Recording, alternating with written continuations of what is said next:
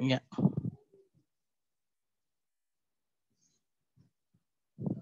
Ya baik, bismillahirrahmanirrahim. Assalamualaikum warahmatullahi wabarakatuh. Waalaikumsalam warahmatullahi wabarakatuh. Ya alhamdulillahilladzi arsala rasulahu bil huda wa dinil haqq liyuzhirahu 'ala dinihi wa kafa billahi syahida. Asyhadu an la ilaha illallah wa asyhadu anna muhammadar rasulullah ba'da ma ba'du. Rabbi shrah li sadri wa yassir li amri wahlul 'uqdatam min lisani yafqahu qawli. Allahumma shalli ala Muhammad wa ala Muhammad kama shallaita ala Ibrahim wa ala Ibrahim wa barik ala Muhammad wa ala Muhammad kama barakta ala Ibrahim wa ala Ibrahim fil alamin innaka Hamidum Majid. Ya baik teman-teman, terima kasih ya, kita telah berjumpa kembali pada pagi ini ya. Kita telah kembali bertemu dalam acara perkuliahan ya, perkuliahan online ya, dengan media Zoom. Pertemuan yang ke-10 yaitu mengenai kedudukan pria dan wanita ya.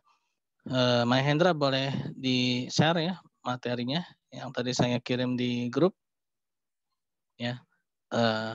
Jadi pembahasan kali ini mengenai kedudukan pria dan wanita dalam Islam ya. Nah, dalam Al-Qur'an ya sangat jelas telah membedakan ya, telah menjelaskan ya mengenai bagaimana kedudukan pria ya, yang diawali dengan kedudukan pria, yaitu dalam Quran surat An-Nisa ayat 34 ya.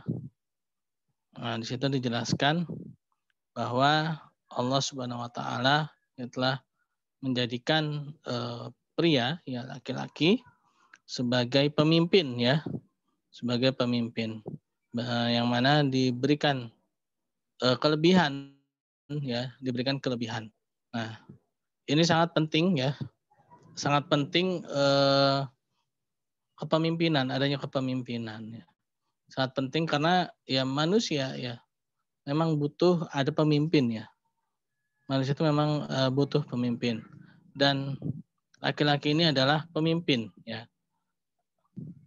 Mungkin bisa disarkan dikit ya.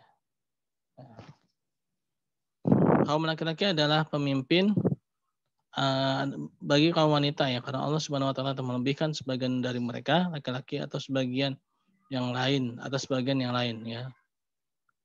Dan karena mereka laki-laki telah menafkahkan sebagian dari harta mereka. Nah, di sini menjelaskan ya bahwa adanya keutamaan dari laki-laki ini adalah karena ya mereka telah menafkahkan sebagian dari harta mereka ya. Menafkahkan itu artinya memberikan apa ya, sesuatu ya, nafkah ya. Dan bahkan ada yang mengatakan nafkah ini lebih utama ya sebelum zakat, infak, sedekah ya. Karena nafkah ini adalah sesuatu yang memang sangat wajib ya, terutama laki-laki ya. Nah, laki-laki itu dia bertanggung jawab ya atas orang tuanya ya, orang tuanya. Nah, laki-laki itu bertanggung jawab atas orang tuanya, kalau sudah punya keluarga atas keluarganya ya, memberikan nafkah ya, sebagian dari harta mereka ya. Nah, jadi memberikan sebagian dari harta mereka. Nah, di sini dikatakan bahwa laki-laki ya memiliki keutamaan ya, kepemimpinan ya, ketika dia memberikan nafkah, menafkahkan sebagian dari harta mereka. Nah, berarti secara apa ya, kalau dibilang ya, memang ya secara prakteknya ya memang seperti itu gitu ya. Ketika seorang laki-laki itu dia belum bisa ya, memberikan nafkah ya, berarti kan ada kemungkinan ya dia berarti masih kecil ya. Ketika dia masih kecil itu kan belum bisa ya. Nah, memang ketika itu dia belum memiliki kepemimpinan ya, belum bisa memimpin ya. Tapi bukan berarti juga kalau anak kecil itu belum bisa memberikan sesuatu bagi keluarganya, terutama bagi kedua orang tuanya yang bisa ya. Mungkin ada beberapa sebagian anak yang udah bisa membantu orang tuanya ya, sehingga dia memiliki kepemimpinan ya, memiliki kelebihan ya. Kelebihan memiliki kepemimpinan atas keluarganya itu ya.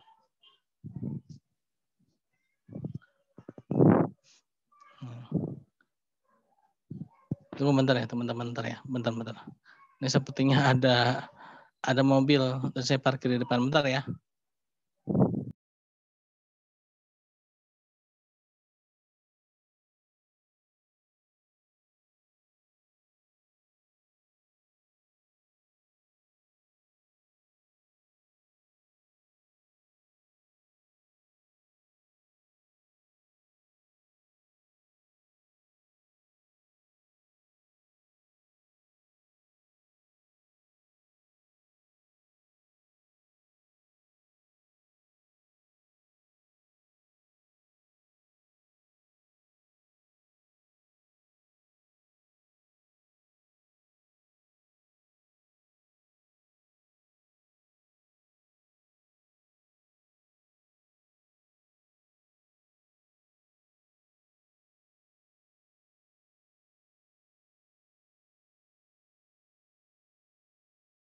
Lagi ya, kedudukan pria. Ya, di sana dikatakan dalam Quran surat An-Nisa ya, bahwa laki-laki itu adalah pemimpin ya bagi kaum wanita ketika dia menafkahkan sebagian dari harta mereka ya. Nah, jadi jelas ya, pemimpin itu adalah laki-laki yang memberikan sebagian dari harta mereka ya. Oke, next ya.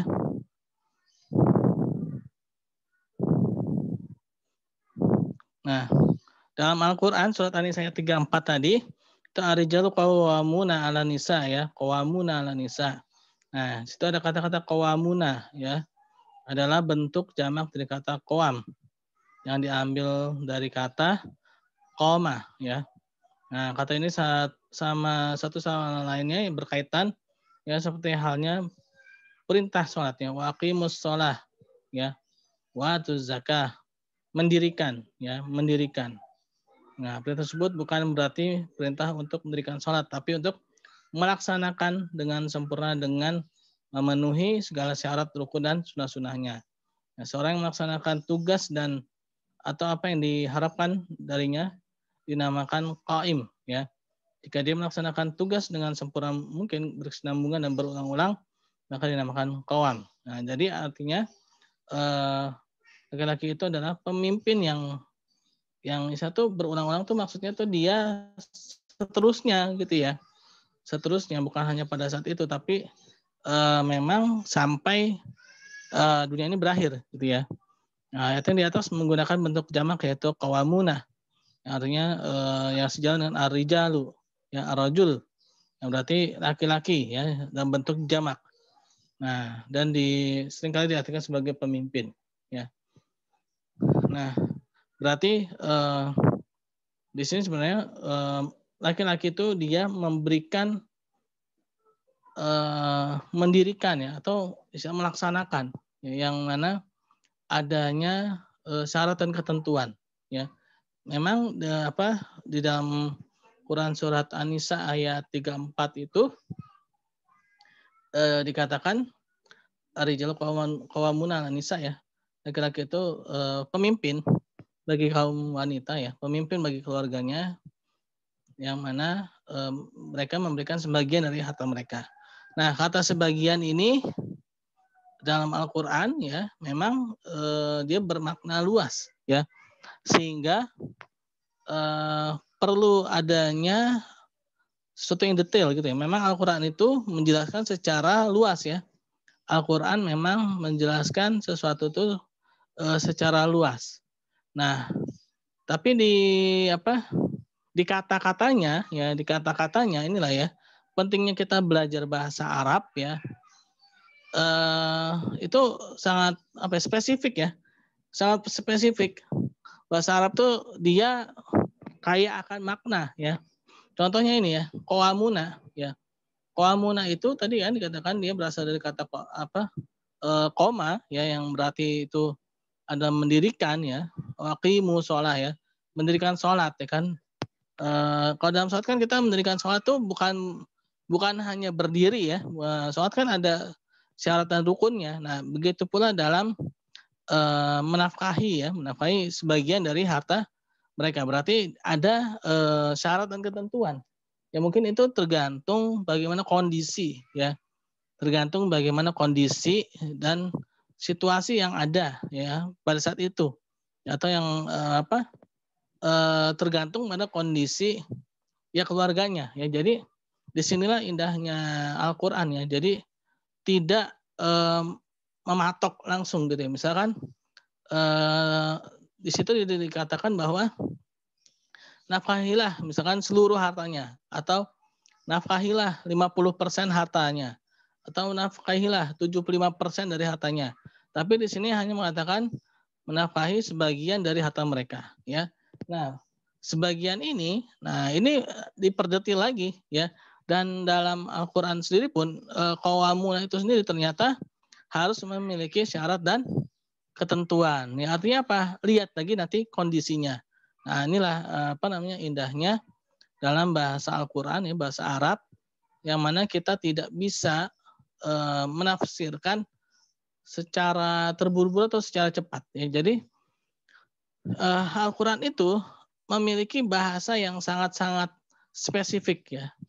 Memiliki bahasa yang sangat spesifik ya, menjelaskan dan dijelaskan lagi di bawahnya ya. Yaitu pertama di atas itu dia memberikan isyarat ya, qawamuna itu yaitu mendirikan koma, mendirikan ya. Tapi mendirikan itu dengan syarat tertentu dan dia adanya syarat ya dalam menafkahi harta ya. Oke, itu tentang qawam ya. Coba lanjut.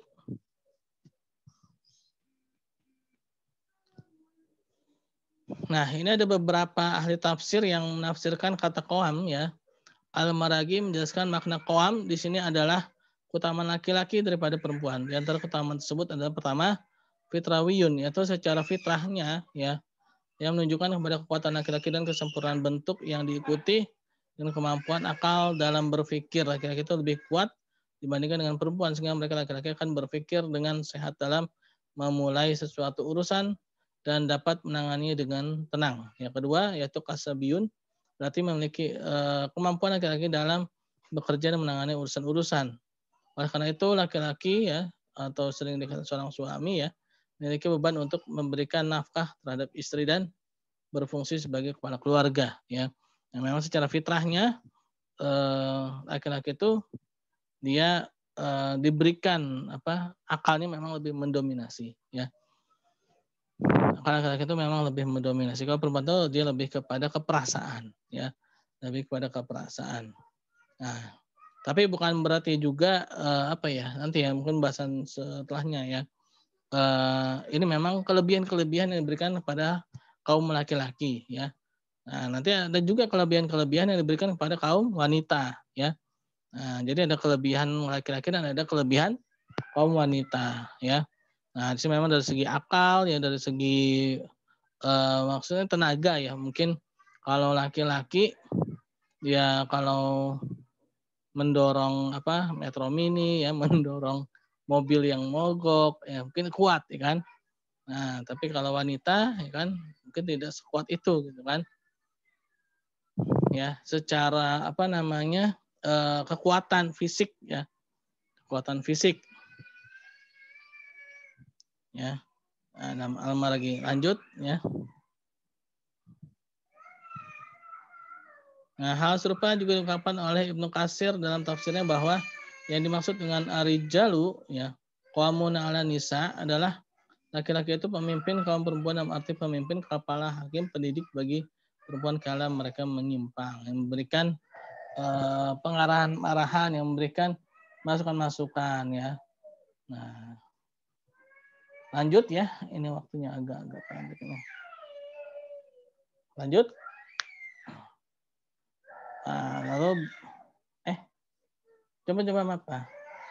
Imam Abu Ja'far At-Tabari ya, berkata bahwa maksud ayat ini adalah bahwa laki-laki merupakan pelindung pemimpin bagi kaum perempuan yang mendidik dan mengajak mereka kepada apa yang telah diperintahkan Allah Subhanahu wa taala kepada mereka.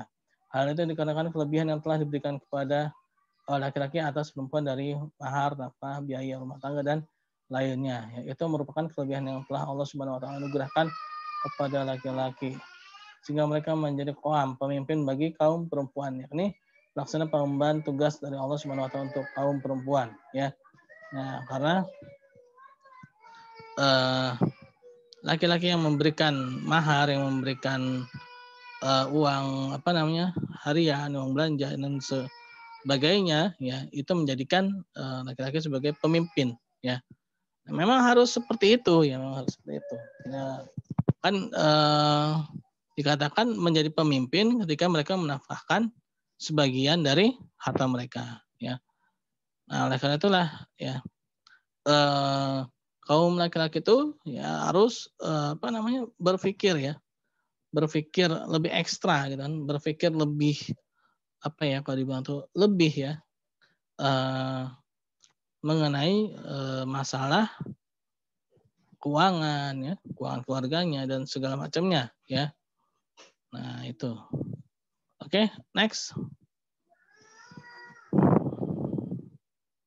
Ibnu Abbas radhiyallahu anhu, ya, menafsirkan ayat ini, ya. Makna ayat ini bahwa laki-laki adalah umar, pemimpin bagi kaum perempuan. Yang perempuan diwajibkan untuk menaati suaminya pada perkara yang telah Allah Subhanahu wa taala perintahkan kepada mereka.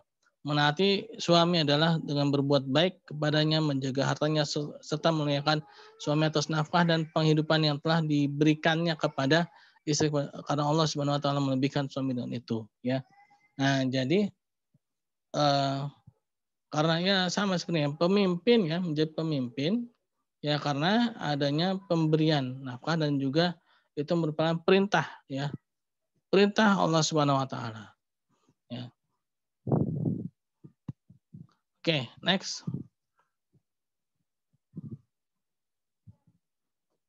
Ini beberapa tafsir, ya, dari beberapa ahli tafsir. Nah, ini hadis Rasulullah SAW, ya, dari riwayat Abu Daud dan disahihkan oleh Albani, disebutkan bahwa sesungguhnya perempuan itu saudara kandung laki-laki. Maksudnya saudara kandung itu bagian, ya, dari laki-laki. Tulang rusuknya Nabi Adam itu kan Hawa, ya. Nah, jadi laki-laki dan perempuan dalam keluarga itu saling melengkapi, bukan saling menuntut. Jika saling menuntut maka itu bertentangan dengan surat Ar-Rum ayat 21, ya.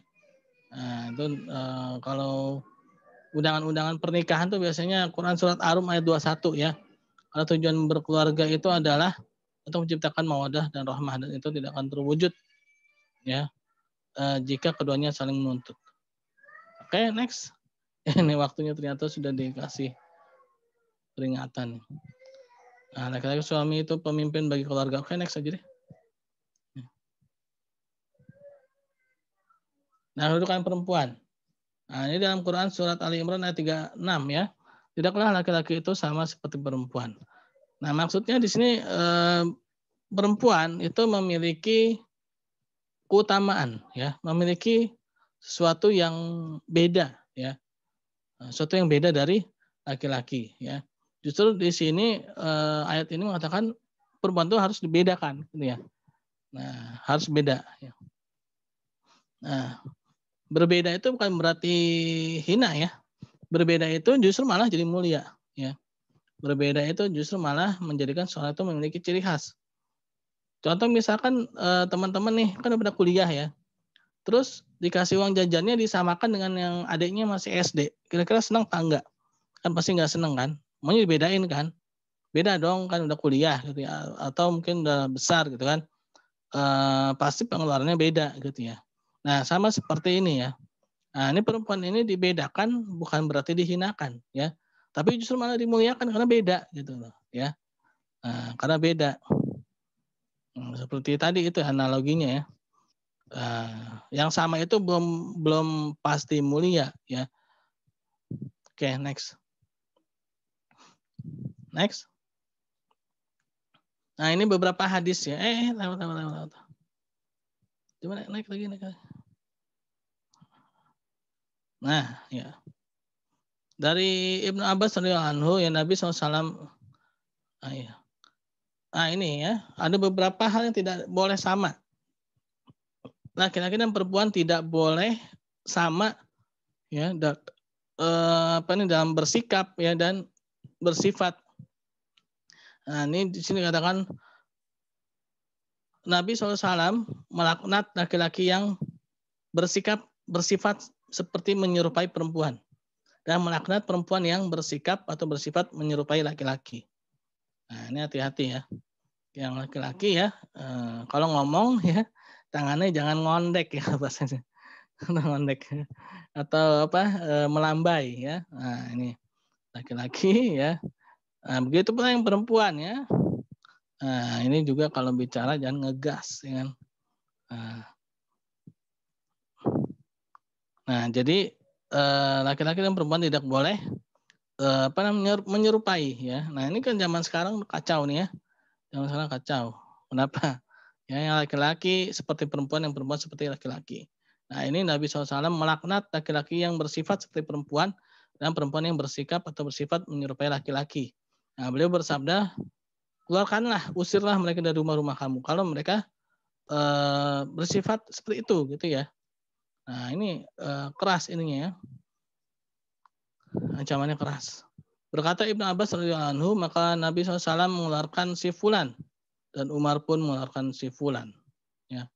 Nah, ini laki-laki ya, hati-hati ini terutama laki-laki, jangan sampai suaranya itu atau sifatnya atau tingkah lakunya seperti wanita ya, itu banyak kalau dari segi jumlah memang lebih banyak laki-laki ya.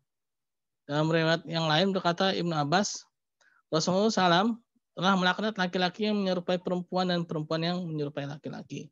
Ya, ini sama ya. Jadi tidak boleh saling menyerupai ya. Tidak boleh saling menyerupai. Oke, next. Dari Abu Hurairah radhiyallahu anhu ya, Rasulullah SAW telah melaknat laki-laki yang memakai pakaian perempuan ya dan melaknat perempuan yang memakai pakaian laki-laki. Nah, ini hati-hati ya. Kalau pakaian kayaknya lebih kepada ke perempuan ya. Nah, laki-laki pakai celana panjang, pakai jeans. Yang perempuan jangan ikut-ikutan pakai celana panjang, pakai jeans ya. Itu pakaian laki-laki ya. Nah, yang perempuan yang pakaian perempuan. Nah, ini hadisnya jelas ya. Nah, melaknat laki-laki yang memakai pakaian perempuan dan melaknat perempuan yang memakai pakaian laki-laki ya. Yang perempuan jelas pakaiannya ya. Karena auratnya beda ya, sehingga pakaiannya juga harus beda ya. Pakaiannya juga harus beda karena di sini hadisnya sangat jelas, yaitu Rasulullah SAW melaknat ya laki-laki yang memakai pakaian perempuan dan perempuan yang memakai pakaian laki-laki. Nah, di sini biasanya lebih cenderung ke perempuan ya.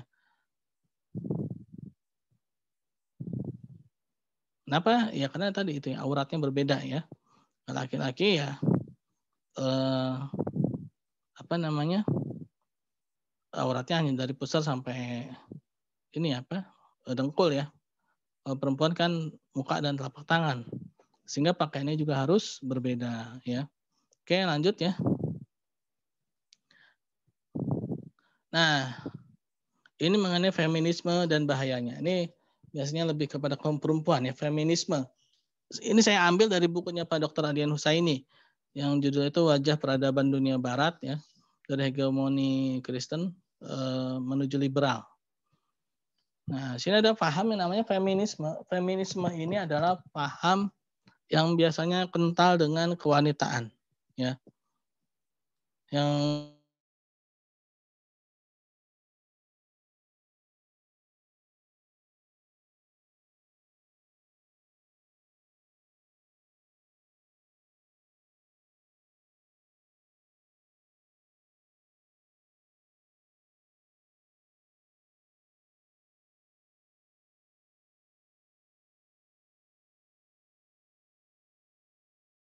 bentar.